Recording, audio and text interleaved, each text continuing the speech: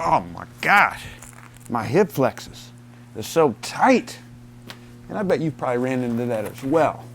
But you know, you probably have done those classic hip flexor stretches till you're blue in the face and probably haven't gotten the results that you wanted. Maybe you still feel a lot of tension in your hip flexors. Well, I'm letting you in on a little physical therapy secret. I'll bring you close. Come close to this one, all right? They don't work. That's right, fam. They don't work.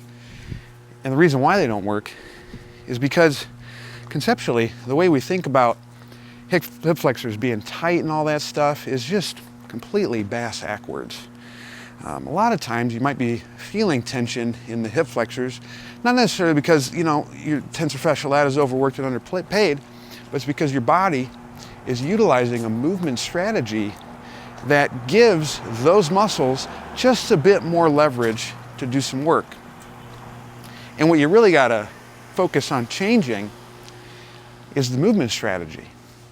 And so that's what we're going to talk about today. We're going to go into how you can get your hip flexors to loosen up so it allows you to enhance your mobility to do things in the gym, allows you to have less discomfort in that area, and basically be a complete rock star.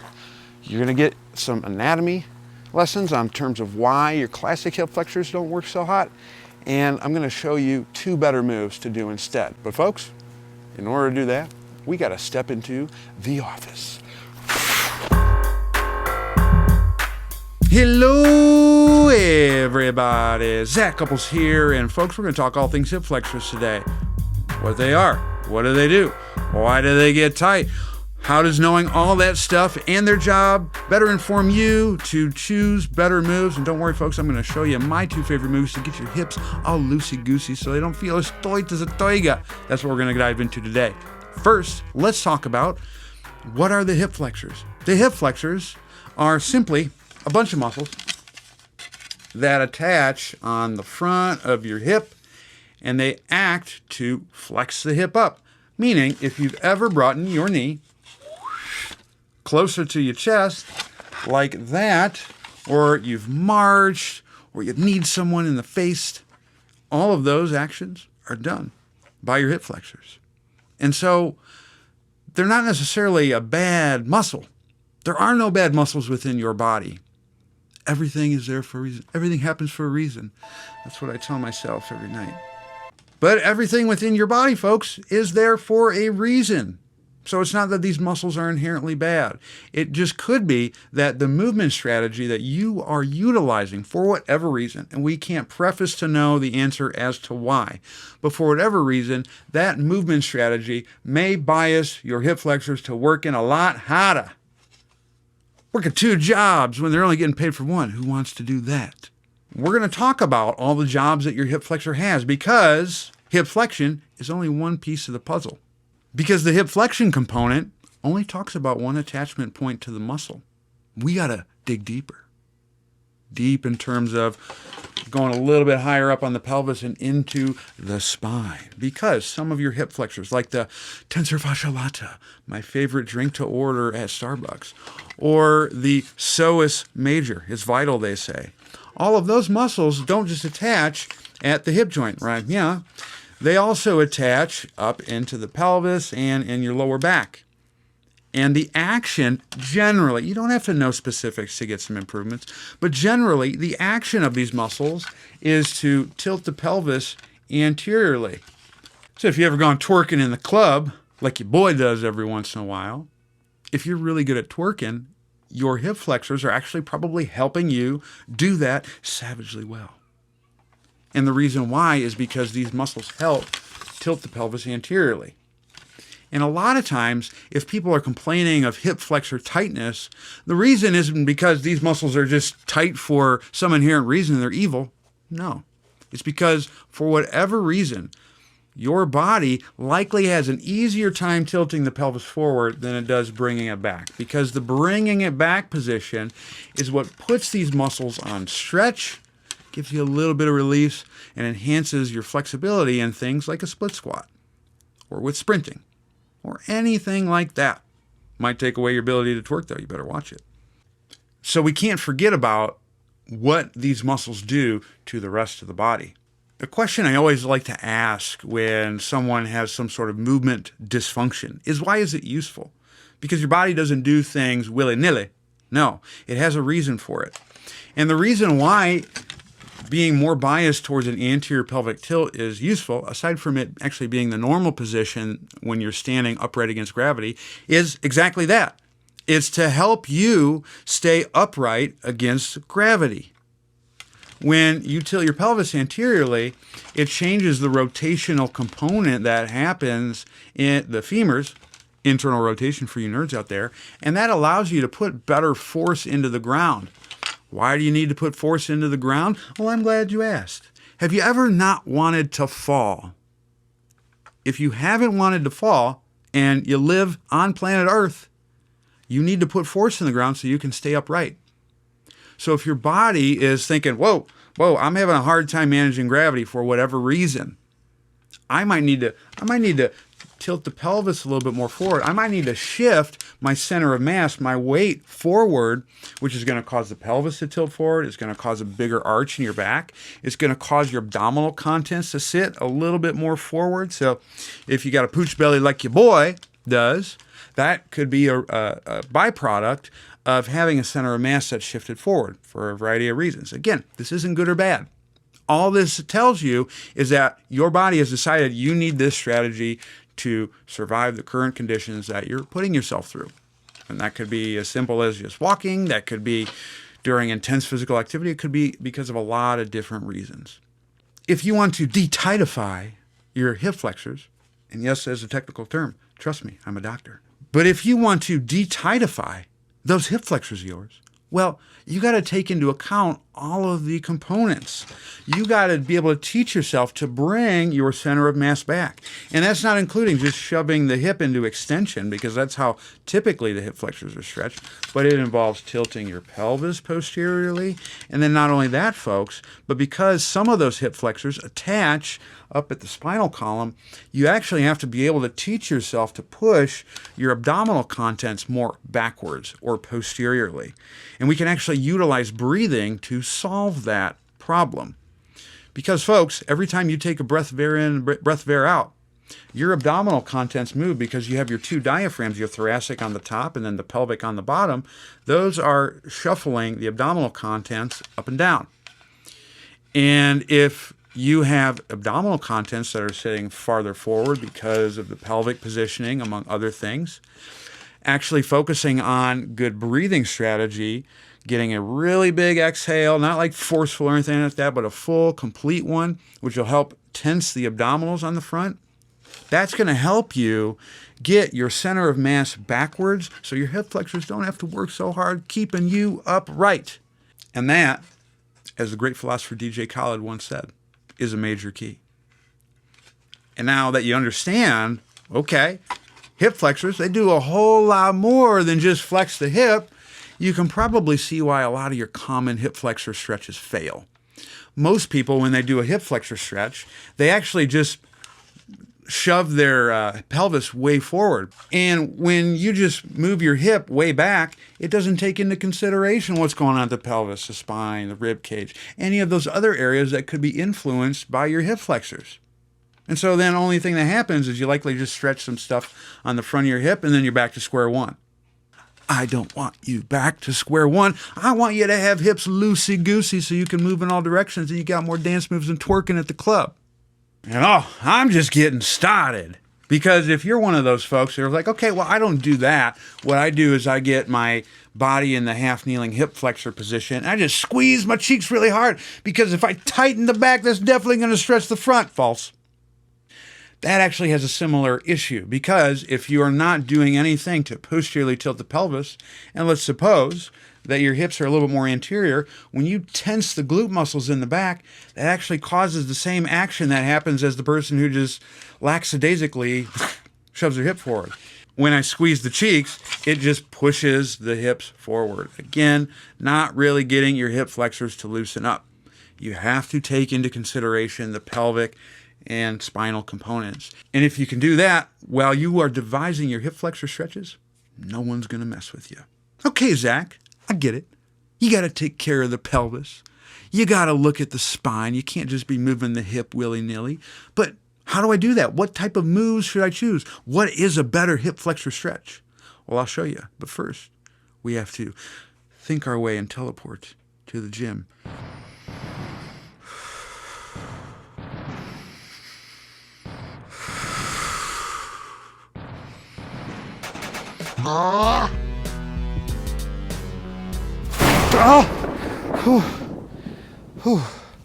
Man, it gets me every time that I do that. And when did I change clothes? Now that we're in the gym, we're going to go over if you even need to be doing some of this hip flexor stretching stuff. And the only way that we're going to know that is if we test. And the big thing really when you're looking at whether or not you're someone who needs hip flexor stretching is if you have full hip extension. As we talked about before, hip extension is when you're bringing the leg backwards. This is really important for things like sprinting or if you're doing half kneeling. Basically anything that is putting force in the ground is going to require hip extension. And there's two very simple ways that you can check hip extension. The first would be to actually get in the hip flexor stretch position. And so what you want to see when you're in the hip flexor stretch position is you'd like to ideally see a straight line from your knee to your hip to the middle of your torso up towards your head. If you find that there isn't a straight line there, there could be a possibility that you might benefit from these two moves that I'm about to show you. If you're someone who the hip is behind the knee, or if you're someone who you notice has a deep arch in your lower back when you're in that half kneeling position, or if you're someone who gets this really long stance, well, chances are you're probably not stretching your hip flexors, and what's likely going on is you're taking the pelvis and you're tipping it anteriorly, and what that's doing is that's acting as a compensatory mechanism to make up for a deficit in your ability to extend the hips. You are not getting your hip flexors to loosen up. What you're doing instead is you're just changing your body orientation. There's range of motion deficits that come along with that, and that might impact your performance in the gym, one. And the other thing could be if you're already having some hip or lower back issues, that range of motion restriction could be one of many contributing factors leading to you being stuck in a period of discomfort.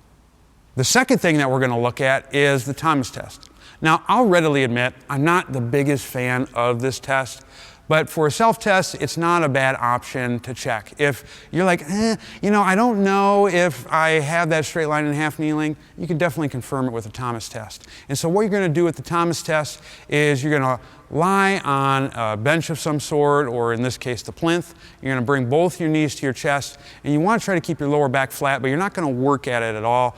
You're just going to keep your lower back flat in that position, hold your knee to your chest, and then the opposite leg is going to drop down. If it gets close to parallel to the ground, chances are you probably don't need to be stretching your hip flexors in this manner, and you probably got enough motion to be able to do the half kneeling hip flexor position savagely well. If it's significantly above parallel, well then guess what, folks? You might benefit from going with these two particular positions that I'm about to show you. Another telltale sign that might make you think I need to go with these couple moves is if you're in the half kneeling position, say you're doing some type of upper body exercise, and you get a massive stretch in your hip flexor, or you get a little bit of knee pain at the bottom, or you get a lot of tension through just above the kneecap, this is going to be an unbelievable series of moves for you. Now, folks, we're going to dive in, and I'm going to show you my two favorite moves to loosen up your hips. Now, a big mistake that people will make when they go to try to do some of these hip flexor stretches is they'll take themselves into an end raised position and hope for the best. But folks, if you looked at your half kneeling and you looked at the Thomas test and you see that you have a fairly large discrepancy in your ability to get into hip extension, you're probably not getting into that range that you oh so desire with integrity. You're probably cheating in some way, shape, or form. An analogy would be if, let's say I wanted to get overhead, right? And you look at what my shoulder flexion looks like. Well, that would be like me trying to force myself into this overhead position. And we wouldn't want to do that. We'd want to find a move that would be closer to where I'm at range of motion wise, and then work on things to help increase the range of motion in that particular position. There's some other stuff that I would probably go into before even going to that point. Check it out, zachcouples.com. But what you want to do is you want to try to meet yourself where you're at. And so if you're someone who has a very large range of motion restriction into hip extension, you do not want to be at end range hip extension to get it. What I would do instead is go into a little bit more hip flexion or a more bent hip position. And the way you can do that, that works pretty slick, is if you can get something to put your hand on, you can bend over just like I am right here and support your arm on like this bench that I have, or this step stool. And the nice thing about this, as you'll be able to see from the side angle, is that now I'm not at my end range of hip extension. Heck, you saw what I had on the Thomas test. Yeesh. I want to get over here, and that way I'm now no longer in that end range. But I can still get a lot of the qualities that we talked about in the beginning that will help improve my hip range of motion in this particular position. And I found this particular activity to be money when it comes to someone who's in a half kneeling hip flexor position. They get tons of knee pain and they get a gargantuan stretch on the front of their hips. So what you want to do is you're going to put one arm on, this could be a box, doesn't matter. The opposite arm, this one right here, is going to go like you're picking up a baton from a sprint. Then what you're going to do is you're going to get a subtle tuck of the hips. You don't want to be like super duper rounded like this. Think your back pockets are kind of going down towards your knees. Or you want to think tailbone goes down, waistband goes straight up. So it's kind of a pulley position, like you're pulling down on the back side and pulling straight up on the other side, not back and forth. So I'm going to get that subtle tuck. And then what I'm going to do, got my sprinter position, I'm going to push my hand into the box, which is going to cause my chest to rise up. Now, as I do this, I don't want to be crunchy like this, but this nice little reach is going to help engage the abs. So you're going to get a twofer. You're going to get a little bit of like deep glute kicking in. You might not feel much, that's okay. But by using that nice tuck and by getting the abs kicked in and then throwing breathing on the mix, which will help increase the ab activity, and it's going to help do some things to loosen up the pelvis, no one's going to mess with you after this. So it's tuck, reach, sprinter, you're going to hold, breathe it out. And as I exhale, I'm reaching. I'm going to go easy in through the nose. Exhale, get it out.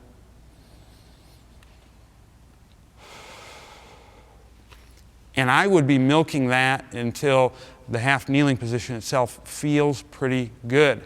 And a lot of times, if you were someone who had a little bit of knee discomfort in half kneeling, you kick out 5 breaths in that position, and then you come on up, you might feel incredible. Now that we've inched our way up from the bent over half kneeling reach activity, we're going to get the finishing touches with this particular move.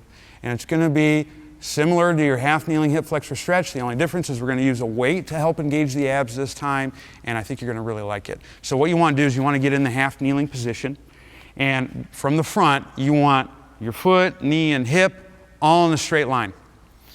Then what you're going to do is you're going to take a kettlebell or a dumbbell, doesn't matter, but you're going to reach your elbows forward and you want your upper body to kind of go backwards a little bit, just like this. That's going to help you engage some of the abs. It's going to get some stretching in the upper back. Don't worry, I won't even charge you extra for that. And then from here, what you're going to do is you're going to do that same subtle back pocket tuck. I'm going to exhale and reach. And I'm going to hold this position and breathe it out. You might not feel an aggressive hip flexor stretch. That's totally okay. We don't need that. What we're trying to do is we're trying to alter your ability to position your hips into a certain orientation that will minimize the amount that your hip flexors have to work to hold you upright or put you in a good position when you're lifting weights. So I'm here, I'm going to get the tuck, breathe it out.